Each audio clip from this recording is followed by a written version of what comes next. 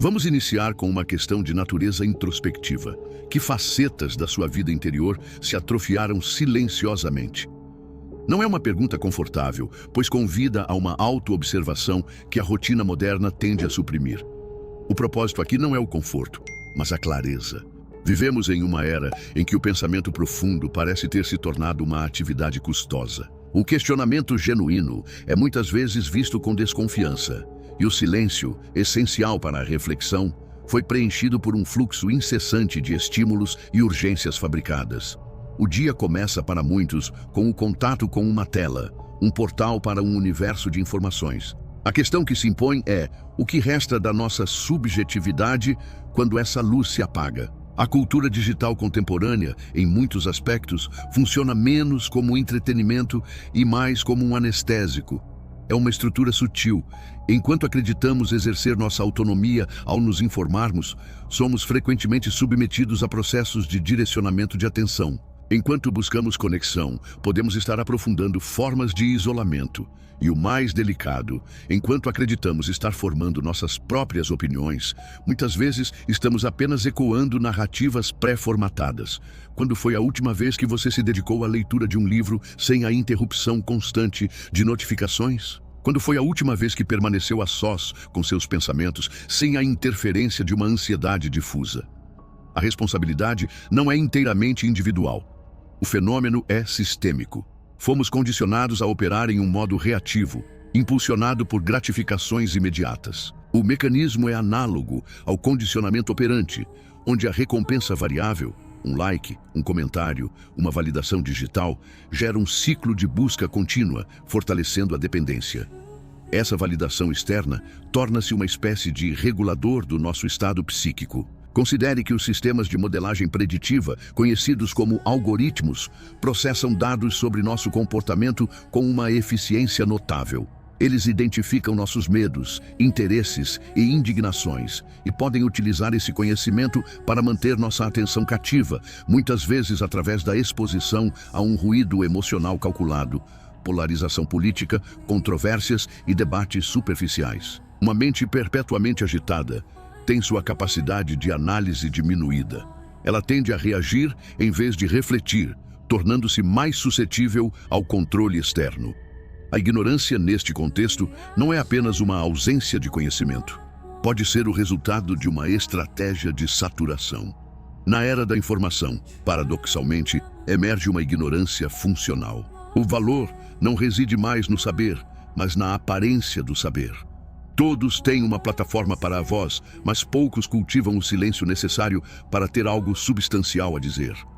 A tecnologia, que prometia ser uma ferramenta de libertação, pode se converter em uma jaula sofisticada.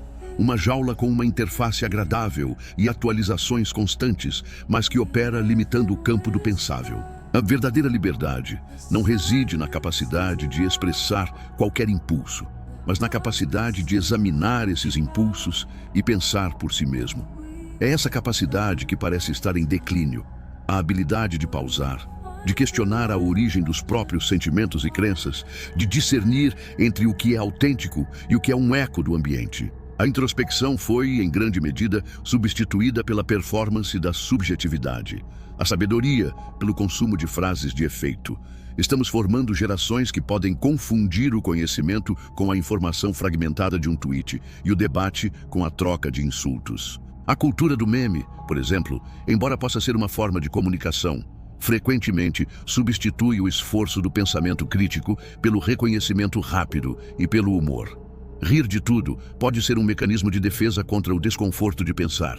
Pensar implica confrontar a si mesmo, e o que se pode encontrar nesse processo nem sempre é agradável. É mais simples se distrair, consumir, operar em modo automático. As consequências disso se manifestam em uma sociedade com menor profundidade analítica, emocionalmente mais reativa e com identidades menos sólidas.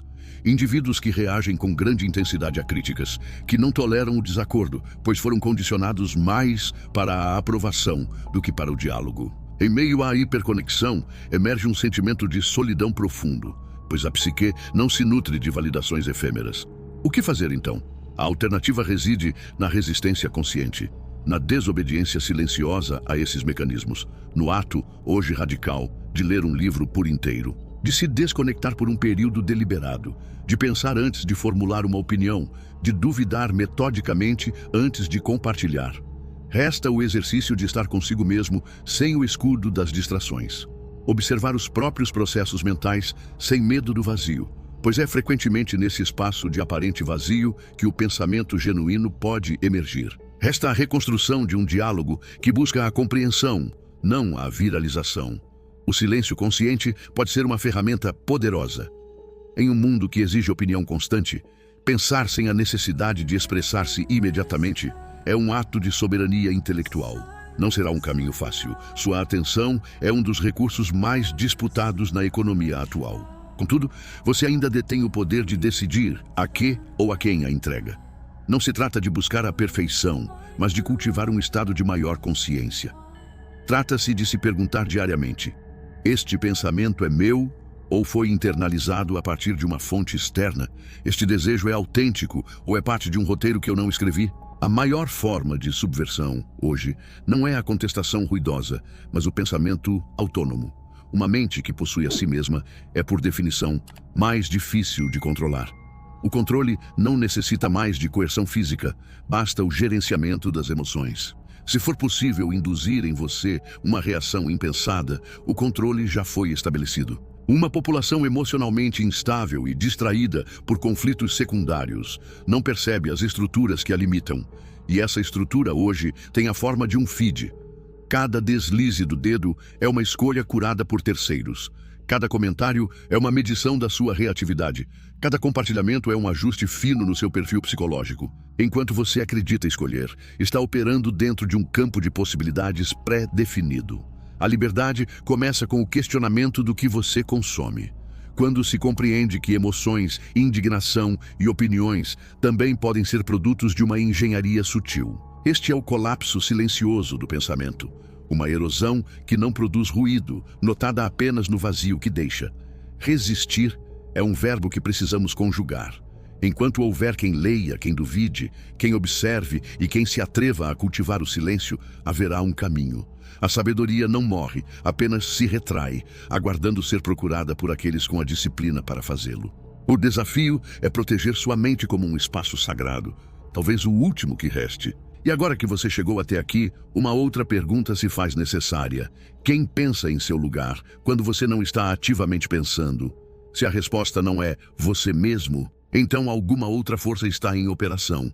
E essa constatação deveria, no mínimo, ser inquietante. A armadilha mais sofisticada não é dizer às pessoas o que pensar, mas sim dar-lhes a ilusão de que pensaram por conta própria. O sistema não impõe, ele seduz. Oferece tantas opções que a sensação de liberdade é quase inebriante. Contudo, se todas as opções levam a variações do mesmo resultado, a liberdade foi apenas performática. Você escolhe, sem perceber, as grades da sua própria jaula confortável. Aqui, tocamos no conceito de engenharia do desejo. O que você anseia, o que acredita que lhe traria realização, raramente é espontâneo. É, em grande parte, um produto cultural, direcionado e implantado de forma sutil. O marketing contemporâneo não vende apenas produtos, vende identidades. Você não adquire um objeto, mas uma versão de si mesmo, uma narrativa. Cada clique é uma confissão. Cada influenciador que você segue é parte de uma coreografia invisível. Você não é o coreógrafo, é o dançarino que acredita estar improvisando. O problema é que quanto mais você se sente único e autônomo dentro desse sistema, mais previsível você se torna. Você é um dado, um comportamento antecipado por um modelo que foi treinado para entendê-lo.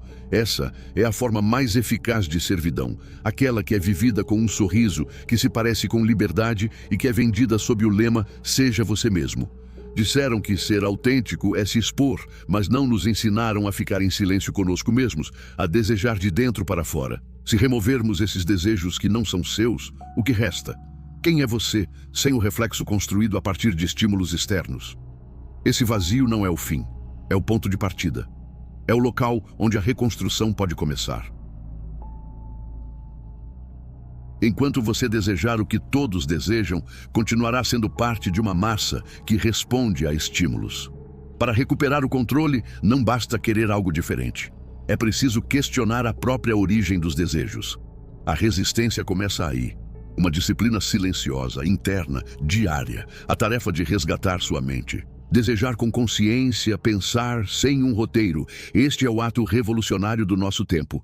E quando você começa esse processo, outro mecanismo se apresenta. A aceleração artificial do tempo. A pressa de alcançar metas, de ter sucesso, de viver uma vida otimizada. Fomos ensinados que se algo não é imediato, não tem valor. Mas quem define esse ritmo? A mesma estrutura que vem de metas pré-fabricadas é a que nos pune por não alcançá-las no tempo imposto. E assim nos tornamos nossos próprios opressores. A comparação constante se torna um mecanismo de autovigilância e punição. Enquanto isso, o que é essencial, o pensamento que requer tempo, a sabedoria que nasce do repouso, é deixado para trás. Descansar hoje é um ato de subversão. Em uma sociedade obcecada pela produtividade, parar é se rebelar. O sistema não quer que você descanse, quer que você se distraia. Descansar é um processo de cura. Distrair-se é um ato de fuga. A fuga foi tão bem disfarçada de entretenimento que já não distinguimos quando estamos nos cuidando e quando estamos apenas evitando o encontro com nós mesmos. O pensamento profundo está sendo substituído por simulacros, frases motivacionais, coaching superficial, espiritualidade de consumo. Compramos soluções rápidas, mas nada melhora, apenas se adia. A construção do eu requer tempo. E o tempo é justamente o que não sabemos mais como habitar. Se você não decidir conscientemente a direção da sua mente, outros o farão. Se você não ocupar seu tempo com o que é significativo, ele será preenchido para você. Se não cultivar sua verdade interna, lhe venderão 1000 mentiras. Faça-se esta pergunta: estou vivendo minha vida ou interpretando um personagem que me foi designado? Se a pergunta ressoa, é um sinal de que a máscara começou a rachar. E o que incomoda também desperta. Se você chegou até este ponto, algo em você já começou a se mover. Ninguém desperta sem antes ter duvidado. E é a dúvida que o sistema mais teme. Quando você para de reagir como o esperado, você se torna uma variável incontrolável. Alguém que pensa, transforma. Existem outros em silêncio, pensando, observando, resistindo. Não fazem ruído, por isso não são facilmente visíveis. Mas cada vez que um de nós remove a máscara, outro encontra a coragem para fazer o mesmo. É uma corrente silenciosa, uma revolução intelectual, e você pode ser parte dela. Se esta reflexão o tocou, não deixe que ela se dissipe. Se tiver sentido para você, compartilhe nos comentários a frase "Nem tudo o que eu desejo é meu", ou algum outro comentário sobre o assunto. Que seja um lembrete para você e para outros desse processo de questionamento. Se desejar continuar essa desprogramação gradual, siga o Corvo Sábio. Não por métricas de vaidade, mas por um compromisso com o pensamento. Aqui, não ofereceremos respostas fáceis. Continuaremos a fazer perguntas essenciais. A seguir, 2 vídeos extremamente relevantes que podem te despertar algum conhecimento novo.